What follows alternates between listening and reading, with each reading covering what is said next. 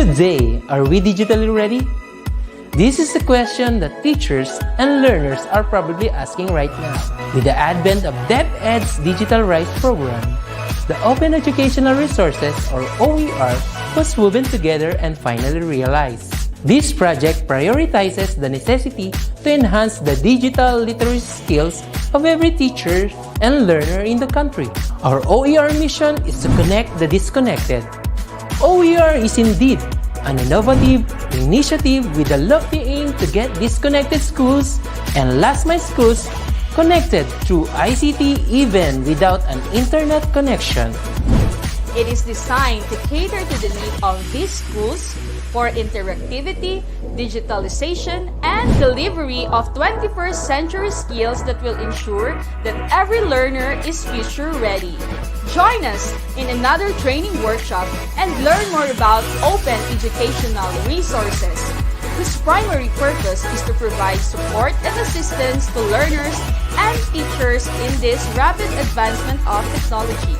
Our goal is to build and strengthen the capabilities of public and private teachers, school heads, and supervisors by teaching you to create and design interactive, localized, and contextualized instructional materials for teaching using basic, advanced, and proficiency software and tools. Surely, this will be another exciting and engaging webinar training workshop. Together, let's all rise amidst this crisis. Para sa bata, para sa bayan, para sa guro. Sulong, ito kalidad!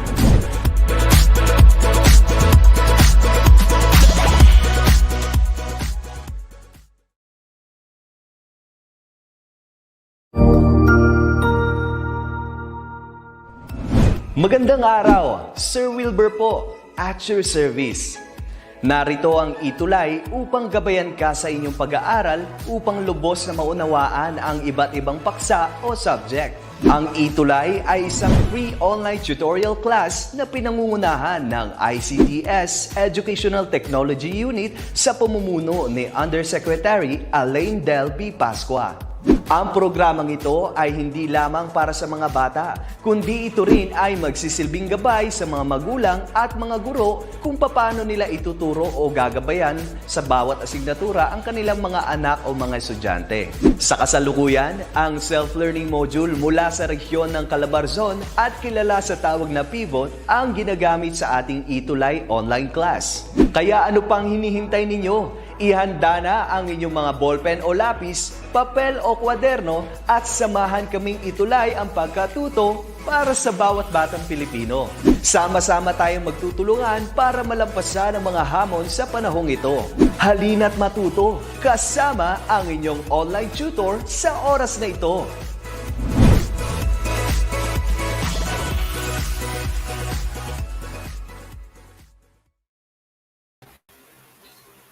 Ayan.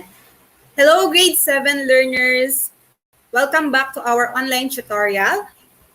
Okay, so ngayon po ay nasa quarter 4, week 1 na tayo. So ang bilis, nasa quarter 4 na tayo.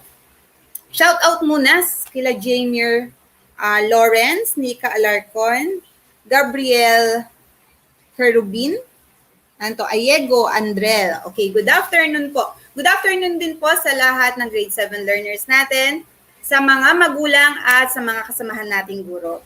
Okay, so ngayon po ay again, nasa quarter 4, week 1 na tayo. Ang ating lesson ay problem solving involving statistics. Okay, so muli ako po si Tutor Rose Ann. So samahan niyo po ako lagi, every Friday, 1:35 na tayo. Okay, medyo naaga tayo ng 5 minutes to 2:20 p.m. Okay, good afternoon din po kay Ayego Andre.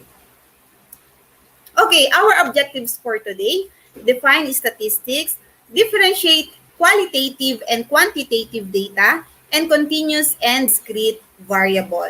And the third one is identify the uses and importance of statistics clearly. Okay, so simulan na po natin. Give a word synonym to the following statistical terms. Okay, so let's have the first word is statistic. Ano ba yung mga synonym ng statistic? Can you give one? Good afternoon din po, Janela Jacob Domingo. Watching from, Ingud Ramona Integrated School, Angadanan. Good afternoon. Okay, so the word statistic. Ano po ang mga synonym? Good afternoon din po, Arian Romatan. Watching from Ariston Bantog National High School. Okay, so sabi ni Gabriel Kerubin, data, yes. O what else? Statistic. When we say statistic, ano ba ibig sabihin nun? It can be figure. It can be what? Count. Symbol. What else? Danica Parayo, good afternoon din po. Watching from Natividad High School. Congressman ba yan? Sa atin ba yan, Danica Parayo? Okay, so statistic next. The second word is variable. When we say variable, yes, Ayego Andrel, figure, very good. That's for statistic. Synonym din siya ng statistic. How about the word variable? When we say variable, it can be inconstant, unsteady, or irregular. Okay? Next one. Let's have the word data. When we say data, ano synonym ng word data?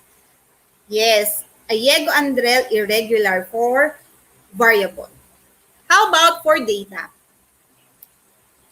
Katlea Soriano, good afternoon din.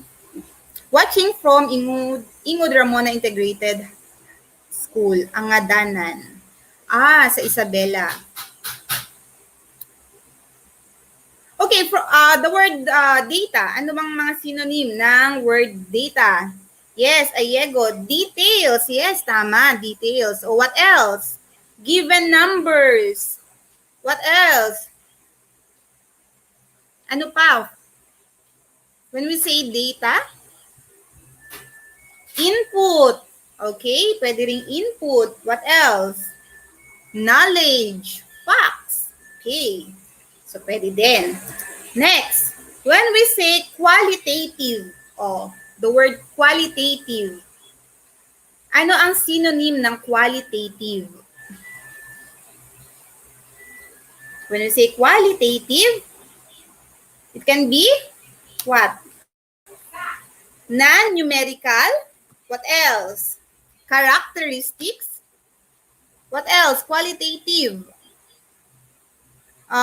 Conditional.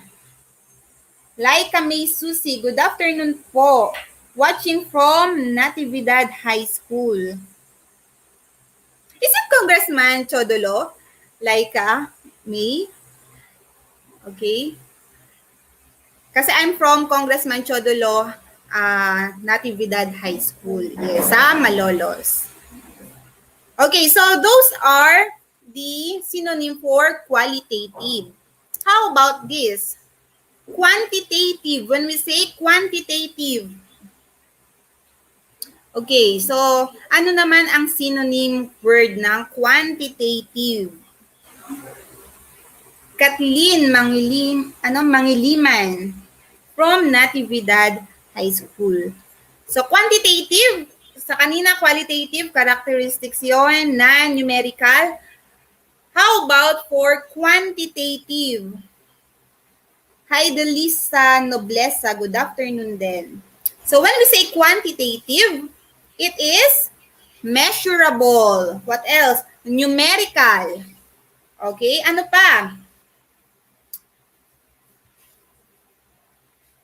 Okay, what else?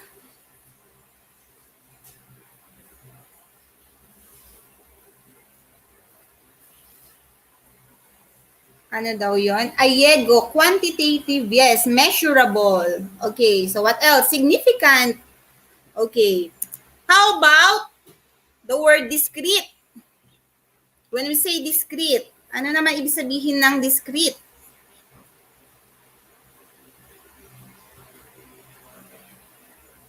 Okay. Good afternoon din, Angel Roman.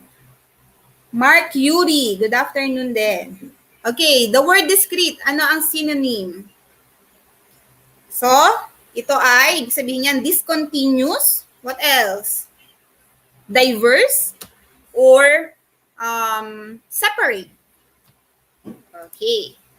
How about this one? Continuous. When we say continuous,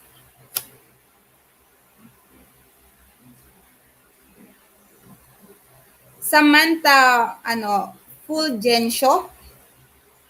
Tama ba yung pagkaka-pronounce ko po? Good afternoon din po. Kathleen Mangiliman. Okay, so sabi ni Ayego, consecutive. Pauline Sunga, good afternoon din po. Okay, how about frequency? When we say frequency, ano ibig sabihin ng frequency? Ano naman ibig sabihin ng frequency? It can be density o kaya naman recurrence. Okay? So, yun yung synonym naman ng word na frequency. James Jarrell Agustin, good afternoon din. Frances Erica Garcia, good afternoon din. Okay, next. Word sample. Eman Roque. 7 creativity watching from Natividad High School. Okay, from the word sample, ano naman ang synonym ng word na sample? Can be snap or single. How about this one? Constant. When we say constant, ano ibig sabihin ng constant? It can be what? Even. What else? Firm. Ano pa? Stable. Okay. So, itong mga words na to, ito yung mga may encounter natin. Okay? May encounter natin sa pagdidiscuss ng statistics for the whole fourth quarter. So, ito, masanay na kayo sa mga terminologies na ito. Okay? So, when we say statistics, okay, it's all about collecting, processing, analyzing, and summarizing. So, statistic, by definition, a scientific body of knowledge which deals with the collection, organization, presentation, interpretation, and analysis of data. So, yun yung tinatawag nating statistics. So, pag simula pa lang ng pag-collect pa lang ng data, okay, or ng details, okay, tinatawag na yun ay isa na sa process ng statistics. The study of statistics is important because society frequently organizes and expresses data numerically. We are exposed to statistics every day from weather prediction, newspaper ads, election results, survey, and etc. So, hindi lang tayo masyadong aware, but actually, we're dealing with statistics with our everyday lives. So, for example, itong sa weather prediction or sa kahit sa mga products na ginagamit natin o na binibili natin. Okay, so meron yung involved na statistics. Okay? Statistics is used in business to observe patterns and behaviors of sales, forecast trends, and project future economic activity. It is also used in the areas of finance, marketing, production, promotion, and advertising. So, in terms of business, so paano ba nila ginagamit ang statistics? So, hindi ba yung mga lumalabas na mga bagong products or kumbaga dinedevelop nila ang kanilang product because of statistics. So, parang ano ba yung napapanahon ngayon? Okay, so ginagamitan nila ng statistics. Ano ba ang kailangan ng mga tao ngayon? Sorry, medyo maingay. Okay, ano ba yung kailangan ng mga tao ngayon? Ano ang wants nila? Hindi ba? So yun ay ginagamitan natin ng statistics para malaman ng business kung ano ba yun. Okay, so sa finance din nila, sa marketing, sa production, promotion, okay, and advertising. Okay, next, in school, okay, statistics is used to determine the effectiveness of a teaching strategy through analysis of test scores of students. It is also used to identify enrollment figures, rate of absenteeism of students, IQ scores, results of standardized tests, and many more. So, sa school naman, for example, ginagamit namin ito para malaman namin ano ba yung mga lesson na okay? Yung pinaka naintindihan ng mga estudyante namin at saka yung mga medyo hindi nila naintindihan. Ayan. So, ginagamitan ng statistic yan. And also, para malaman yung IQ scores ng students at saka sa mga summative test ninyo, sa periodical test, ayan, ginagamitan ng statistics. Okay, good afternoon din sa mga iba pang mga nanonood. Al Prince de Mesa, Charles Daniel Bacani, Ashley Carlin, Angela Cortez, Melda Malyari, Jamie Bornolia. Okay, good afternoon po sa inyong lahat.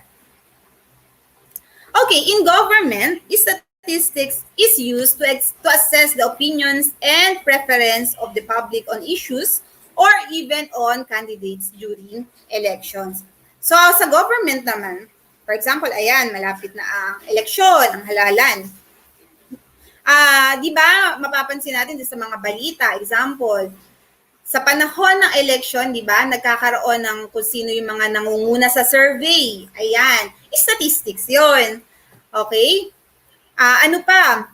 Yung public opinions, for example, hindi ba yung sa napapanahon kung ilan ba sa mga Pilipino ang willing magpa-vaccine, di ba? So yon ay statistics. Okay? Darlene Shamil and Hannah Doliosa, good afternoon din po. So those are some of the importance or usage ng statistics. Okay, when we say data, a raw or a set of observations under study. Data are gathered from population or from a sample. Data may be classified as quantitative or qualitative. So when we say data, it is raw. Okay? So ito yung mga sagot sa mga tinatanong. For example, nagtanong ka sa mga classmates mo, ano yung favorite color mo? Sabi ng isa, sabi ng 5, red, sabi ng 3, blue, and so on and so forth. So those are the data. Okay? Na under study natin. Okay, so sabi, it can be quantitative or qualitative. So when we say qualitative data, data which can assume values that manifest the concepts of attributes. So ito yung mga non-numerical, okay? Non-numerical data or characteristics ng data. For example, ngayon kanina, sabi natin, gusto natin malaman kung ano yung pinaka-paborito ng paboritong kulay ng buong klase nyo. Okay. So color is a qualitative data. Okay? So, hindi siya numeric. Okay? Example, ito. How about itong mga example natin? Date of birth, code number, zip code, telephone numbers. Okay, so kung mapapansin natin, ito ay mga numero, di ba? Numbers. Though number ito ay still qualitative. Bakit? Hindi naman siya bilang. Okay, hindi siya isang bilang. For example, ang tinatanong natin ay mga cellphone numbers, 0926123456 Hindi naman yun bilang, okay? But, a number itself, okay? And it could be also a quantitative data. So data which are numerical in nature, this data can be subjected to arithmetic operation. So ito namang quantitative data, ito yung mga numerical, okay, bilang mismo. Okay, for example, age. O, ilang taon ka na? Tatanungin mo sa mga classmates mo, ilang taon ka na? Ilan kayong magkakapatid? O, or weekly allowance, height, size of family. At ito ay pwedeng gamitan ng arithmetic operations, unlike for qualitative data. So, hindi mo siya basta-basta pwedeng i-add. For example, yung telephone numbers, hindi mo siya pwedeng basta-basta i-add. Okay? Unlike for quantitative data. Okay? Diane Jean Bacani Rivera. Okay, good afternoon din po. Iron Navarro. Maria Cristel Dayao. Ayan. Good afternoon po sa inyong lahat. Okay, when we say variable, a quantity which may take on different values. It is a characteristic of population or sample which makes the members different from each other. Okay, so when we say variable, observe characteristics yan or attributes. Okay? It can be discrete variable. Okay? A variable whose values are obtained through the process of counting. Okay, so ito yung mga quantitative variable na malalaman mo by means of counting or nabibilang. Okay, binibilang natin. So ano ba yung mga variable na pwedeng bilangin? Sige nga, magbigay nga po tayo. Comment down kung ano nga yung mga variable na pwedeng i-count. Regine Meneses Miguel, good afternoon po. Watching from Sangbay Integrated, SDO Quirino. Ayan, good afternoon din po. Okay, can you give a variable na discrete? Okay, when we say again discrete, by counting, nabibilang siya. Example, bilang ng estudyante sa bawat klase. Ayan, so discrete variable yon, nabibilang. What else? Kung ilan kayong magkakapatid. Okay. So, by counting yon. Darlene Shamil, good afternoon po. Watching from Natividad High School. Oh, what else? Ano pa yung mga variable na discrete? Can you give some? Sige nga po, comment down. Ano pa yung mga discrete variable? Ilan ang alaga niyong aso? Ayan. What else? O sige, i-differentiate muna natin. While continuous variable is a variable that does not fall under the category of discrete. So this variable that can be obtained through the process of measuring. Okay, measuring. Ano-ano ba yung mine-measure natin? Ano-ano yung mga mine-measure natin? It can be temperature. What else? Area. What else? Height. Weight. Okay, ano pa? Sumasagot yung nanay ko. Okay, so yun yung pinagkaiba ng discrete variable at saka ng continuous variable. Again, when we say discrete variable, quantitative siya, pero nabibilang. Okay, by means of counting. While continuous variable, quantitative din siya, but by means of measuring. Okay, so sabi ni Ayego, with. Okay, yes. With ay name-measure. Okay? So, yun yung mga ilang terms o terminologies na ma-encounter natin sa statistics. Okay, so let's do it. Classify each the following data as quantitative or qualitative kind of data. So, comment nyo kung ito ba ay quantitative or qualitative. Age of students. Okay, is it quantitative or qualitative? Paki-comment nga. Age of students.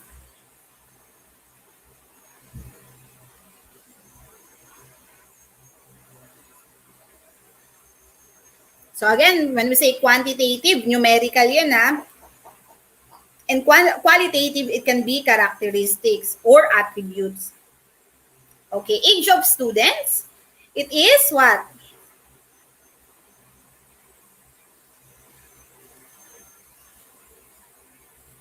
Quantitative or qualitative?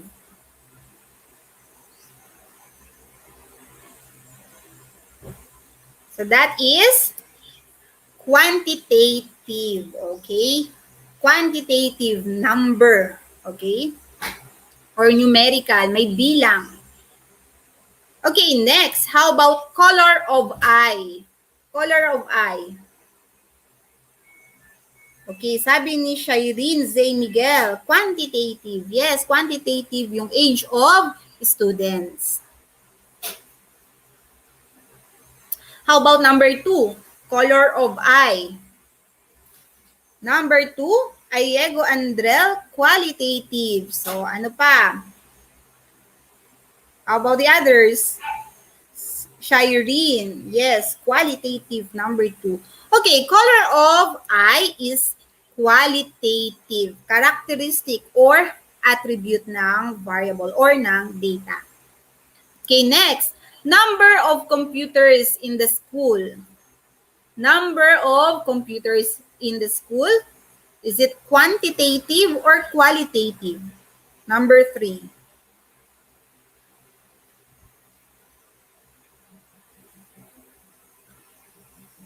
Number 3. Okay, Jamie Bornola, qualitative. Yes, qualitative yung number 2. Rob, hirap yan. Mahirap. Okay, Ayego Andrel, quantitative. Arian Romata, number 3, quantitative.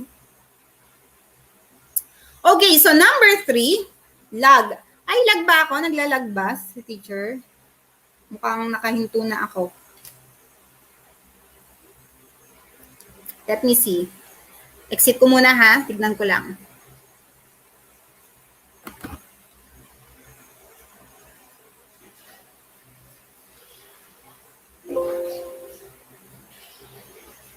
Just wait.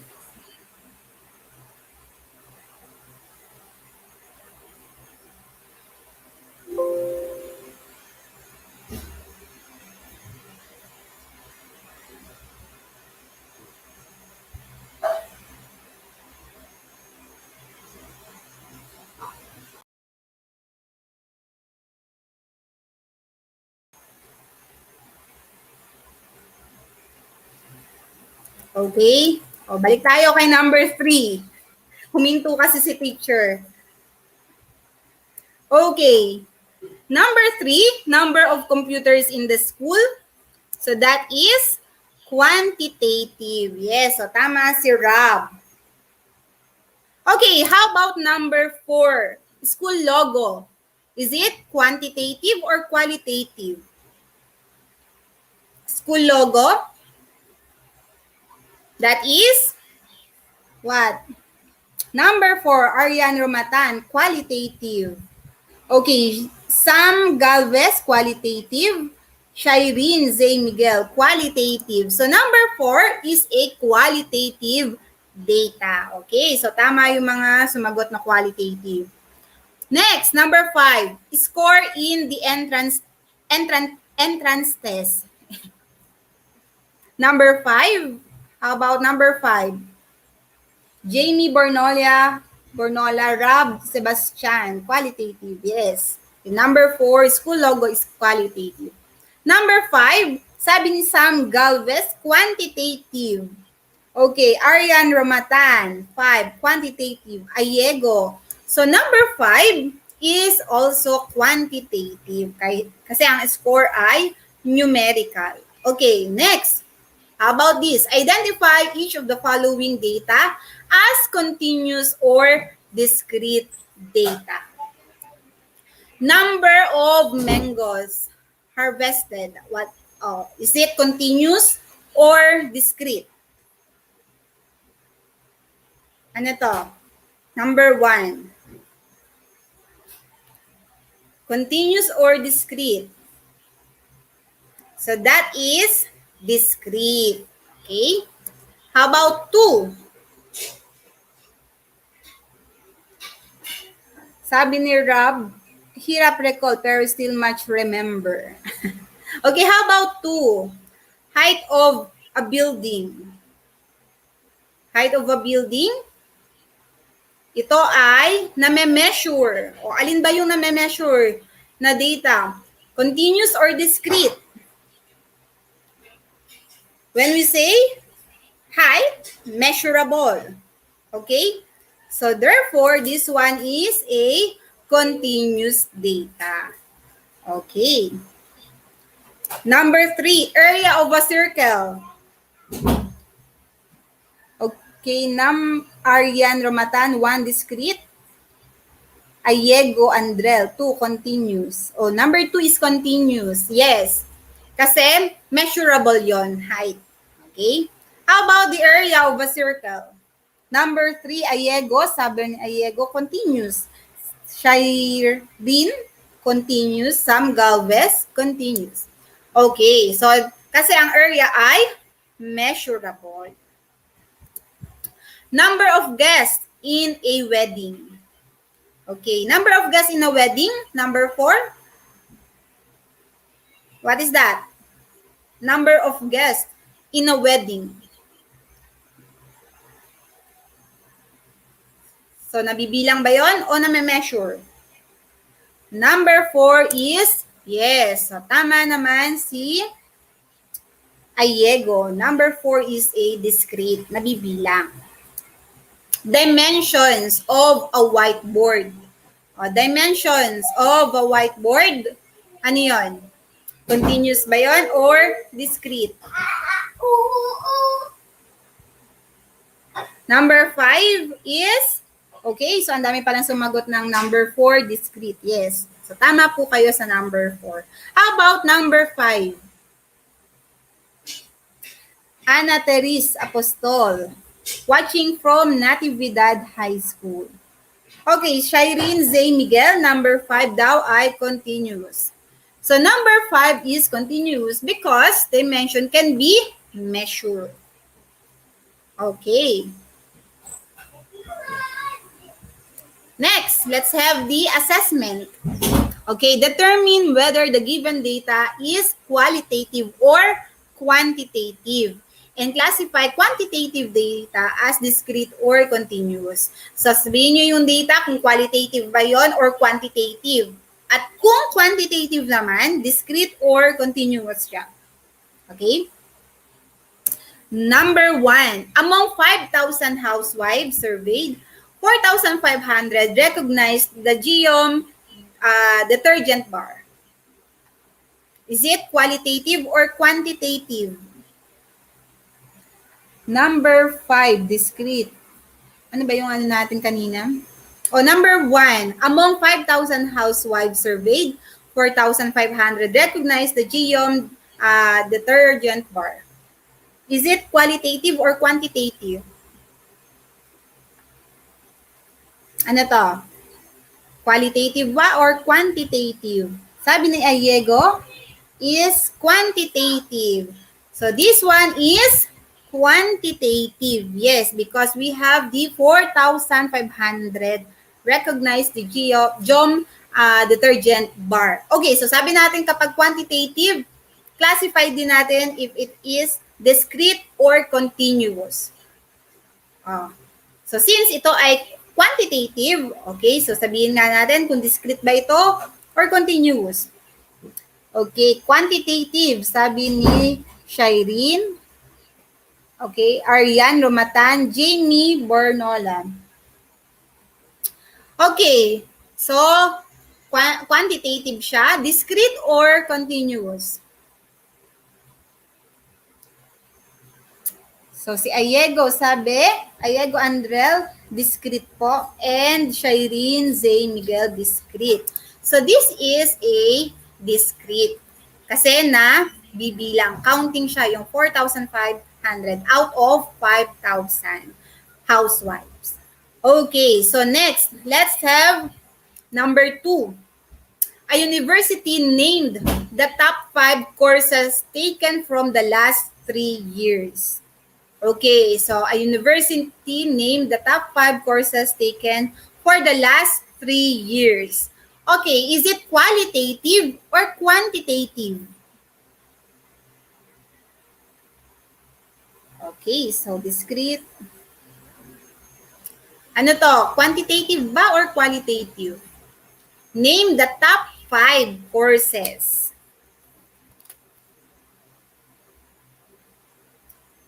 Ano to? Patricia Ann Aragon, watching from Natividad High School, 7 empathy. Number 2, quantitative. Quantitative. Is it quantitative? Alin ba yung variable natin dito? Ano ba yung tinatanong dito? O ano ba yung binigay na data dito? Diba yung 5 courses, okay?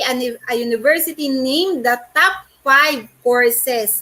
Okay, so ang variable natin dito ay yung top 5 courses. Is it qualitative or quantitative?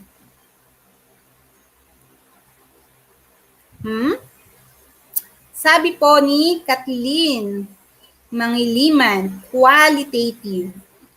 Okay, so this one is a qualitative. Bakit? Kasi ang variable natin dito yung top 5 courses. So for example, engineering, o kaya top 5. First is edu, engineering, or so on and so forth. So yun yung ating variable dito. Yung courses. Okay? Next, number 3, a domestic airline altimeter reports a height of 27,439 feet. Okay, how about this number 3? Qualitative or quantitative?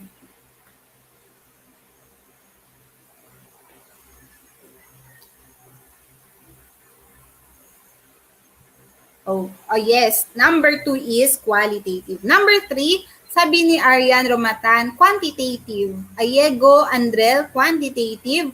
Jamie, qualitative ba yun? Tignan natin. Number 3 is quantitative. Bakit naging quantitative? Ano ba yung variable natin dito? Yung height, okay? Which is 27,439 feet. Okay? So, quantitative. Is it discrete or continuous?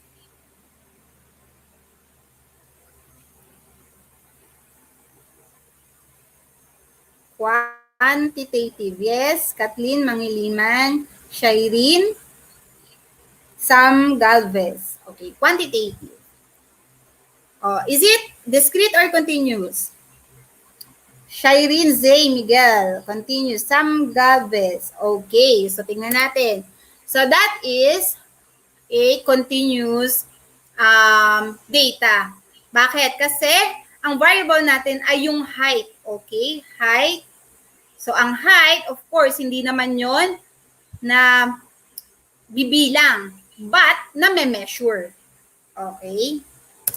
Next, number 4, among all achievement test score, again, among all achievement test scores recorded last year, 16 were perfect scores. Okay, how about this one?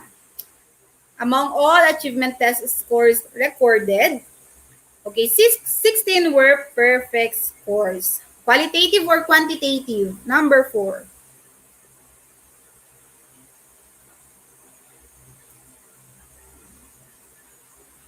Ano to? Ano ba yung variable natin? Para ma-identify nyo kung qualitative or quantitative, dapat ma-identify nyo muna rin yung variable. Andun ba yung variable dito? 16 were perfect. So, 16 ay perfect daw. So, yun yung ating variable. Okay, ano to? So, this one is, yes, quantitative. Ayan.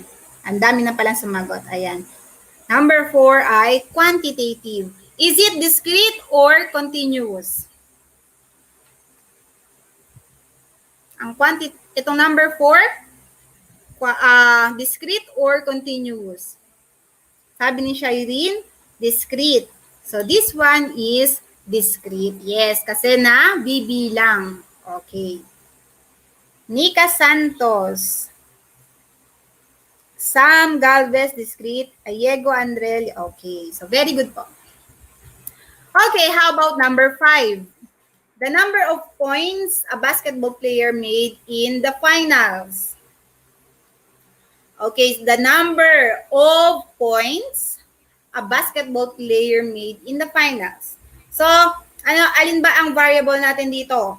Yung puntos, okay? Yung naging puntos ng isang basketball player. Okay, quantitative or qualitative? Number 5. So this one is, yes, quantitative. Kasi bilang ang ating variable. Yung puntos ng basketball player. Okay, so Jamie, sino yung mga sumagot? Jamie, Sam Galvez, Arian, Shireen. Okay, quantitative. Is it discrete or continuous? Discrete ba ito or continuous? Yung puntos. Yung puntos ng basketball player. Okay, sabi ni Sam Galvez, discrete. Okay, kasi yun ay nabibilang.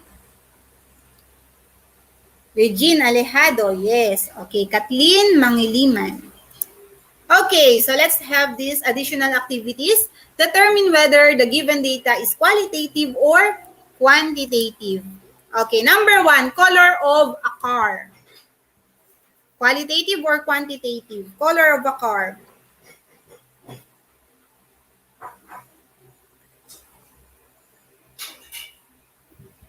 So number 1 is qualitative. Okay. How about number 2? The time it takes to cut a lawn.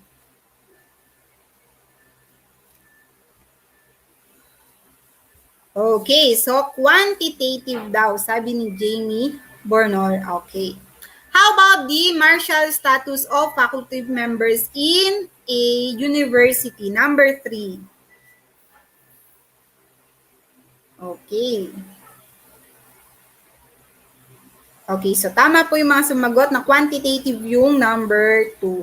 How about number 3? Marital status of faculty members in a university. Sabi ni Shireen Zay Miguel, 3 ay qualitative. Regina Alejado, qualitative. Okay, ang marital status ay, of course, qualitative data. Okay, next. Last na ito. Classify the following data as continuous or discrete. Okay, the mean weight of pennies currently being minted is 2.5 grams.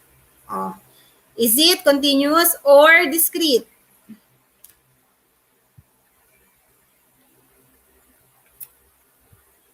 So, the mean weight daw, o the average weight, ibig sabihin. So, sabi ni Sam Galvez, Kathleen Mangiliman, so that is continuous dahil weight yung ating variable which is measurable. How about number 2? The number of customers at a drive-thru each hour. Okay? Number 2 ay, ano yung number 2? The number of customers at the drive-thru each hour. Okay, so sabi ni Sam Galvez, Arian Romatan, okay, so this one is discrete kasi yun ay by means of counting. Okay. So that would be all for today. So, maging familiar tayo sa mga terms, okay, sa mga terminologies na ating ma-encounter for the whole 4th quarter. So, yun yung mga sample terms na ma-encounter natin lagi sa statistics. So again, see you again next Friday. Same time tayo. 1:35 na tayo ha. 1:35 to 2:20 p.m. Okay, so sama-sama tayong maging math tatalinong learners. Bye!